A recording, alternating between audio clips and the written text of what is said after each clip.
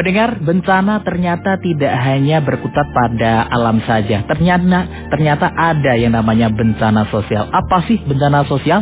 Nah, pendengar, di sore hari ini di sesi kentongan ya, saya akan ajak Anda berbincang dengan Nur Dwiani Oktavia Esos ya, dari Pekerja Sosial Ahli Muda Seksi Perlindungan Sosial Korban Bencana Sosial. Topik kita di sore hari ini adalah penanganan bencana sosial di Jawa Tengah. Sudah terhubung dengan kita di sore hari ini Ibu Oktavia. Kita sapa, selamat sore Ibu Oktavia. Selamat sore. Gimana kabarnya, sehat Ibu ya? Alhamdulillah sehat. Alhamdulillah. Seperti prolog tadi saya Bu Oktavia ya, ternyata bencana ini tidak hanya alam saja. Ada yang namanya bencana sosial. Mungkin bisa dijelaskan terlebih dahulu Bu. Bencana sosial itu apa? Oh ya, bencana sosial itu bencana yang diakibatkan oleh peristiwa atau oleh kelalaian manusia, bisa meliputi konflik antar kelompok, konflik antar masyarakat, ataupun teror. Biasanya contohnya itu adalah konflik sosial, kemudian orang terlantar dalam negeri dan luar negeri, kemudian perahu terdampar, kebakaran pemukiman penduduk, lintas batas, kegagalan teknologi, contohnya itu kayak di Lapindo itu Mas. Itu kan awalnya kan karena kelalaian manusia ya, kegagalan teknologi. Juga kemarin COVID ini juga termasuk pandemi wabah penyakit, itu juga termasuk dalam bencana sosial. Terus yang lainnya itu adalah radikalisme ataupun terorisme gitu Mas. Ibu, kenapa COVID-19 termasuk bagian dari bencana sosial Ibu? Itu kan epidemi atau wabah penyakit itu bagian dari bencana sosial. Itu kan karena ketidakmampuan manusia untuk menghandle itu. Jadi kalau betternya gini Mas, kalau bencana alam kan istilahnya itu kan penyebab alam takdir gitu ya. Kalau bencana sosial itu karena lebih gampangnya karena kelalaian manusia itu sendiri. Karena ulah manusia ya. Contohnya banyak tadi Bu, seperti yang ada di lumpur Lapindo, kemudian banyak sekali bencana-bencana seperti meledaknya rektor ataupun yang lain. Nah, terkait dengan di Jawa Tengah sendiri, apakah ada Bu bencana sosial saat ini? Bencana sosial saat ini kalau ya yang sekarang terjadi itu mungkin konflik-konflik di masyarakat ya. Mungkin yang lagi trending sekarang wadas mungkin ya itu. Kemudian di masyarakat sebenarnya ada potensi konflik, tapi karena kearifan budaya bangsa kita sehingga itu masih bisa diredam, tidak sampai menjadikan konflik seperti yang Poso dan lain-lain. Itu mudah-mudahan tidak terjadi di Jawa Tengah ya. Masyarakat Indonesia ini terkenal dengan ramah loh Jinawi, tapi nyatanya bencana sosial ini terjadi banyak sekali Bu ya, tidak hanya dari pemerintah ataupun dari PT, tapi dari sosial masyarakat nih juga ada. Nah, kalau boleh dikupas satu-satu Bu, ini kalau boleh tahu penyebabnya ini biasanya apa saja nih Bu? Ya, karena kan sekarang kan pergeseran nilai ya Mas. Jadi mungkin sekarang masyarakat kita lebih tertarik dengan budaya-budaya yang dari luar negeri. Tetapi budaya kita sendiri kurang dipahami, padahal dengan kita belajar budaya kita berarti mengeratkan, meminimalisir konflik yang ada. Nah, itu kan meminimalisir juga bencana sosial yang terjadi. Kemudian kayak sekarang banyak juga terjadi kebakaran di pemukiman, itu juga kan karena kelalaian manusia. Itu teknologi yang sekarang dulu listrik, konsleting dan lain-lain itu kan juga karena kelalaian Bu ya. Kelalaian ya. Jadi karena enak, jadi kadang kita jadi lalai. Kayak pakai gas, lupa ditinggal kemana-mana, meledak gitu. Itu kan karena lalai manusianya. Jadi kemudian juga rasa empati dan simpati dengan lingkungan juga sekarang kan sudah mulai terkikis. Betul. Di masyarakat. Semakin hari semakin memudar Bu ya. Semangat gotong royongnya pun juga semakin memudar juga nih. Kemudian dengan tetangga juga kadang, apalagi yang di lingkungan perumahan, nggak tahu, akhirnya tiba-tiba ada tersangka teroris tertangkap, ini tertangkap, itu kan karena ketidakpedulian lingkungan di sekitar itu. Nah, itulah yang memicu adanya bencana sosial. Apakah karena adanya budaya yang baru sehingga ketika budaya masuk di masyarakat ini, masyarakat gagap untuk menerimanya atau bagaimana, Bu? Bisa jadi seperti itu. Bisa jadi karena euforia kita terlalu mengagumi budaya orang lain sehingga kita lupa dengan budaya sendiri, sehingga ya itu tadi, kita tidak tahu sebenarnya budaya itu ada sejarahnya yang membuat seperti itu. Cuman kita kan hanya mengikuti hingar-bingarnya saja. Nah, terkait dengan bencana sosial yang terjadi di masyarakat sendiri, mengenai kebudayaan terlebih dahulu, Bu ya. Sebenarnya apa sih, Bu, yang harus dibenahi sejak awal ini? Yang harus dibenahi sejak awal ini sebenarnya kita terutama ke generasi muda ya, Mas, mengenalkan kembali sebenarnya.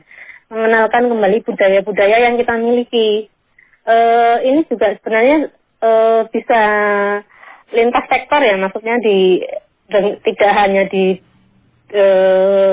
untuk urusan sosial saja, tapi dari budaya, dari pendidikan, mengenalkan sejak dini budaya-budaya kita seperti karawitan, kemudian itu kan seni yang menyelaraskan hati dan pikiran untuk membuat sebuah musik yang menjadi didengar lebih enak, itu kan sebuah kebersamaan dan keberagaman alat itu bisa menjadikan pengikat. Jadi lebih mengenalkan ke budaya pada generasi muda juga, unggah-ungguh anak-anak sekarang kan juga mulai.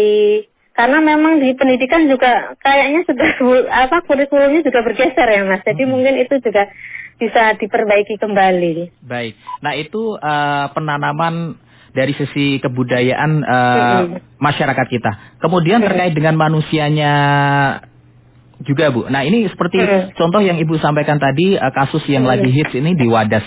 Bagaimana Ibu menanggapinya itu? Ya, sebenarnya kan segala sesuatu itu kan ada tujuan yang akan dicapai ya, Mas. Kayak di Wadas itu kan tujuannya membuat bangunan yang intinya untuk kesejahteraan bersama. Nah, sesuatu itu kan bisa kita bicarakan, bisa ini, tidak perlu istilahnya apa sih yang itu kan kita bisa bicarakan dulu, tidak terus kita belum tahu intinya permasalahan seperti apa, tapi sudah di blow up dulu, oh ternyata ini pro ini kontra. Kalau kita kan biasanya apalagi menjelang pemilihan itu biasanya kan hal-hal kecil pun akan digoreng ataupun dijadikan pemicu ya. Jadi itu sebenarnya bisa dibicarakan dari hati ke hati, bisa dirembuk, tapi ya itu tadi karena ada konflik kepentingan biasanya ya akan siapa yang lebih kuat itu yang biasanya akan muncul. Baik, Ibu, kalau kita membicarakan sebuah bencana sosial mengenai tadi salah satu kasus ini, Bu, biasanya tidak terlepas dengan masyarakatnya. Nah, terkait dengan perusahaannya sendiri, ini sebenarnya apa yang harus dilakukan untuk mengantisipasi bencana ini? Harusnya dari perusahaan sebelum itu dilakukan jauh-jauh hari harusnya ada sosialisasi, ada pemahaman, maksudnya pemahaman kepada masyarakat, resikonya apa, keuntungannya apa, dampak negatifnya apa, harusnya masyarakat diberitahu secara istilahnya transparan gitu ya, Mas. Jadi tidak serta-merta ketika masyarakat tidak tahu apa-apa, kemudian ada kelompok kepentingan masuk, akhirnya memberikan gambaran negatif, akhirnya kan yang diterima yang itu.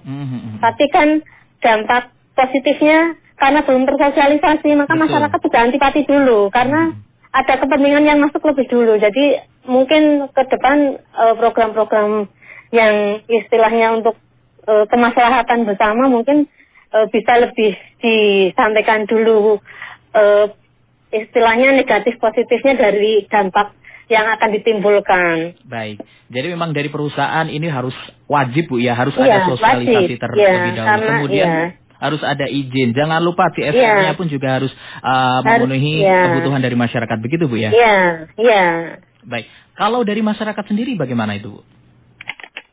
Iya, dari masyarakat sendiri juga harusnya tidak menerima info itu secara mentah-mentah. Istilahnya menelan bulat-bulat apa yang didengarkan satu pihak. Harusnya bisa menelaah, oh apa sih yang disampaikan yang benar itu yang mana. Harus mencari tahu. Karena kita kan tanpa kita mencari tahu yang sebenarnya seperti apa, nanti bisa menyesatkan kita kan. Betul. Jadi masyarakat lebih proaktif untuk mencari informasi yang kebenarannya seperti apa, tidak cepat mudah terbakar, istilahnya terprovokasi itu. Ibu, ketika perusahaan ini biasanya ada hal-hal yang ini Bu menjadi catatan adanya hal seperti penebangan hutan ketika perusahaan ini tidak memenuhi kewajibannya. Nah, apakah itu termasuk dari bencana sosial juga Bu? Ya, itu bisa, tapi itu kan ranahnya lingkungan hidup Mas kalau perusahaan. Dan itu akibatnya kan nanti bencana alam, longsor dan lain-lain itu wilayahnya lingkungan hidup, kemudian kehutanan dan lain-lain gitu Mas. Jadi kalau ke perusahaan lebih ke ranahnya. Baik, Ibu Oktavia, karena memang kita terbatas dengan waktu dan saya kira topik ini penting sekali untuk dijelaskan lebih mendalam kepada masyarakat. Mungkin di akhir sesi ini Ibu Oktavia bisa memberikan pesan terakhir Bu kepada seluruh pendengar mungkin Ibu. Pesannya kita sebagai masyarakat lebih membuka diri untuk lebih mencari informasi, kebenaran informasi itu seperti apa, tidak mudah terprovokasi sehingga apapun yang kita dengar kita bisa menanggapinya dengan kepala dingin. Semuanya bisa dibicarakan sehingga tidak memunculkan bencana sosial yang ada di Jawa Tengah, dan semoga Jawa Tengah tetap adem ayem. Amin. Masalah utama bencana sosial ini biasanya karena ada hoax Bu ya. Betul Oktavia ya. Jadi masyarakat jangan sampai termakan hoax dan juga termakan provokasi. Terima kasih Ibu Oktavia atas informasinya. Sehat selalu Ibu. Terima kasih.